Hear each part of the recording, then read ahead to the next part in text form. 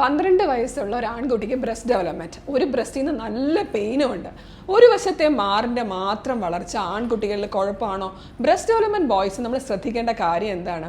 ആൺകുട്ടികൾക്ക് പ്രത്യേകിച്ച് ഒരു 10 വയസ്സിന് മുകളിൽ ഒരു 18 വയസ്സിനിടയ്ക്കൊക്കെ ഗൈനക്കോമാസ്റ്റിയ എന്ന് പറയുന്ന മാറ് വളർച്ച കുട്ടികളിൽ കാണാം. അവരുടെ നോർമലായിട്ടുള്ള പ്യൂബർട്ടൽ ഡെവലപ്മെൻറ്റിൻ്റെ ഭാഗമായിട്ടാണ് ഇങ്ങനെ ഗൈനക്കോമാസ്റ്റിയ വരുന്നത്. പേടിക്കേണ്ട കാര്യമില്ല. പക്ഷേ ശ്രദ്ധിക്കേണ്ടത് എപ്പോഴാണ്? ആൺകുട്ടികളിൽ പ്രത്യേകിച്ചും ഒരു വശത്തെ മാത്രം ബ്രസ്റ്റ് ഡെവലപ്പ് ചെയ്യുന്നു. എസിമെട്രിക് ആയിട്ട് രണ്ട് ബ്രസ്റ്റിൻ്റെയും വളർച്ചയിൽ വ്യത്യാസമുണ്ട്. നല്ല പെയിൻ, സിവിയർ പെയിൻ ഉണ്ട്.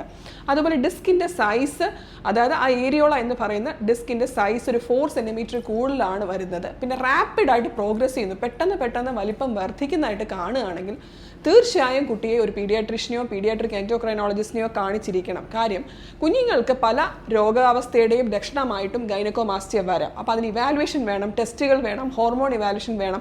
അപ്പോൾ ഇങ്ങനെയുള്ള ലക്ഷണങ്ങൾ കണ്ടാൽ മാത്രം ശ്രദ്ധിക്കുക. അല്ലാത്ത പക്ഷം 10നും 18നും ഇടയ്ക്ക് പ്രായത്തിലുള്ള കുട്ടികളിൽ കാണുന്ന ഗൈനക്കോമാസ്റ്റിയ പേടിക്കേണ്ട കാര്യമില്ല. 80% ഒരു ട്രീറ്റ്മെൻറ്റും ഇല്ലാതെ സെൽഫ് റിസോൾവിംഗ് ആണ്. ഒരു 20% കുട്ടികളിൽ അല്ലെങ്കിൽ അങ്ങനെയുള്ള കേസസ് മാത്രമേ പ്രോഗ്രസീവായിട്ട് പെർസിസ്റ്റൻ്റ് ആയിട്ട് കാണാറുള്ളൂ. അതുപോലെ സ്ഥിരമായി പെയിൻ ഉണ്ട്, നല്ല പെയിൻ ഉണ്ടെങ്കിൽ തീർച്ചയായിട്ടും ഡോക്ടറെ ഉടനെ തന്നെ കാണിക്കുക. നേരത്തെ ട്രീറ്റ്മെൻറ്റ് എടുക്കുന്നത് രോഗാവസ്ഥ പ്രോഗ്രസ് ചെയ്യാതിരിക്കാൻ സഹായിക്കും.